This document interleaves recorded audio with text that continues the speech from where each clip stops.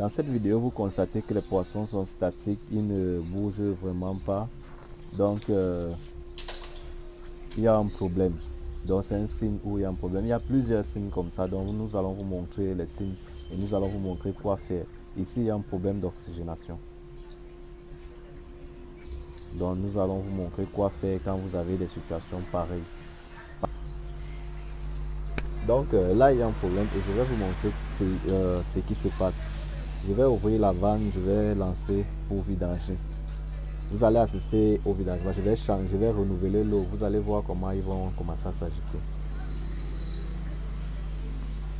Bon, là, vous voyez, quand il commence à s'agiter, c'est parce qu'on est en train de... J'ai déjà ouvert pour vidanger l'eau. Ce sera la fin, vous allez voir comment je vais complètement vidanger l'eau. Je vais tout vider le bac et renouveler pour leur donner une nouvelle eau mieux oxygénée. Bon, je vais aussi vous parler des techniques pour oxygéner l'eau chez vous à la maison, si vous faites aussi dans l'élevage de poissons. Et ainsi, là c'est à petite quantité, même en grande quantité, les petites techniques que je vous apprends là pourront aussi vous servir.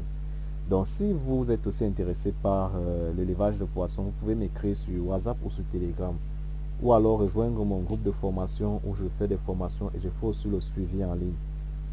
Donc regardons la vidéo et vous allez voir comment je vais changer complètement l'eau et remettre une nouvelle eau.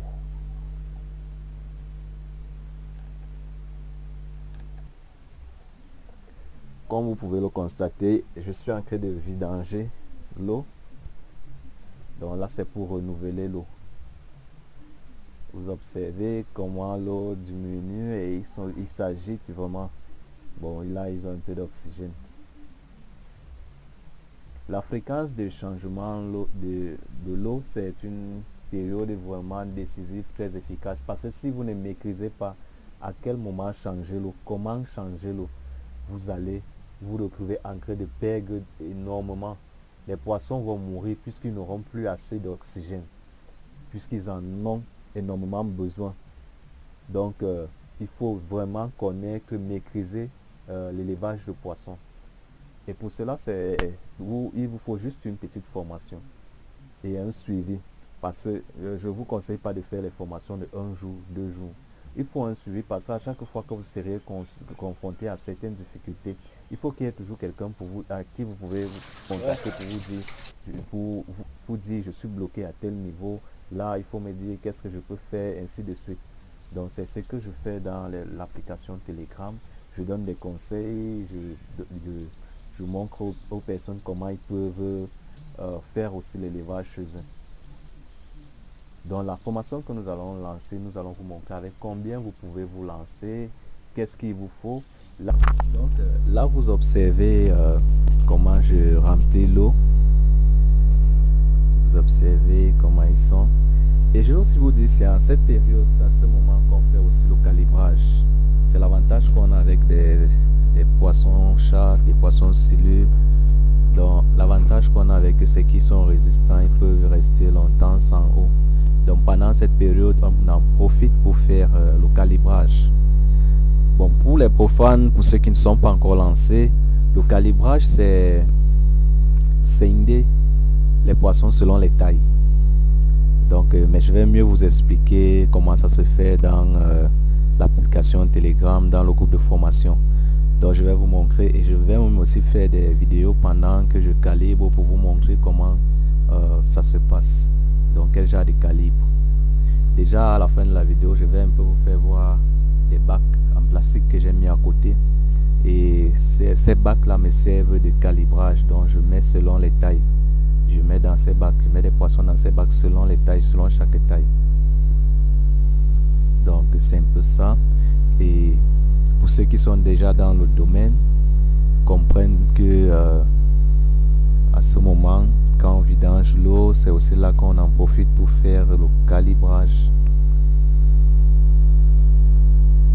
Donc pendant la formation, c'est ce que je vous explique, je vous montre dans les détails, ainsi de suite. Je vous fais des vidéos, des images, je vous fais des devis.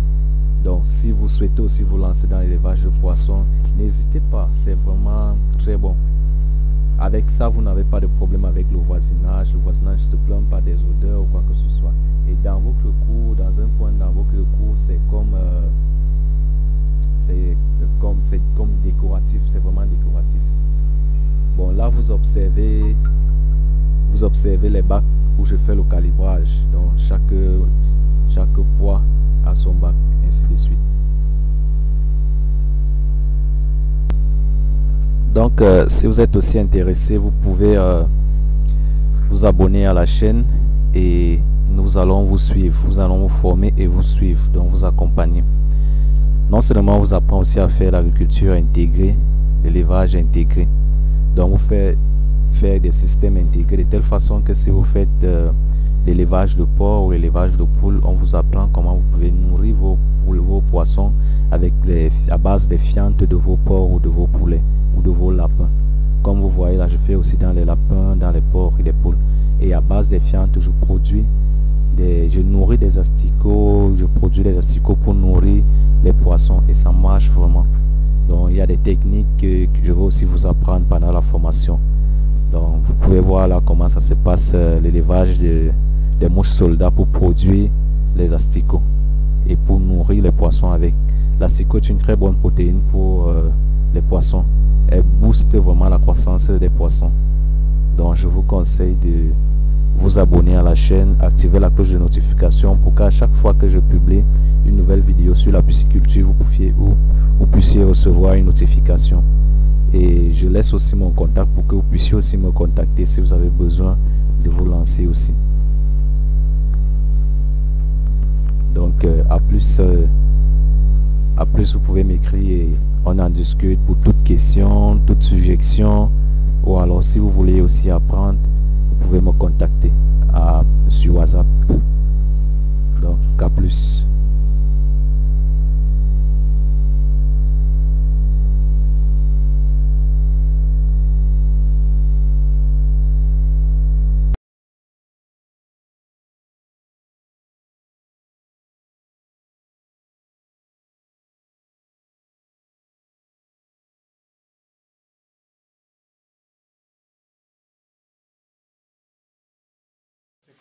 Les asticots. On fait ça avec quoi?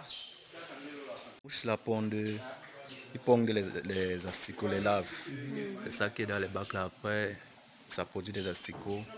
À l'intérieur là, on élève et...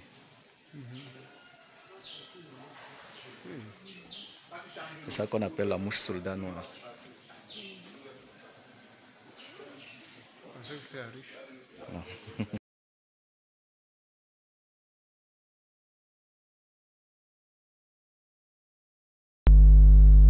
Dans l'une des prochaines vidéos, je vais vous parler de la production d'asticots. Donc là, ce que vous venez de voir, c'est un peu de ça que je vais vous parler. Mais je vais bien vous parler, je vais vous montrer comment ça se passe, qu'est-ce qu'il faut pour produire des asticots en grande quantité. Et à base de vos fientes de poulet ou de porc, vous pouvez produire énormément d'asticots et pouvoir nourrir vos poulets avec, ou soit vos poissons.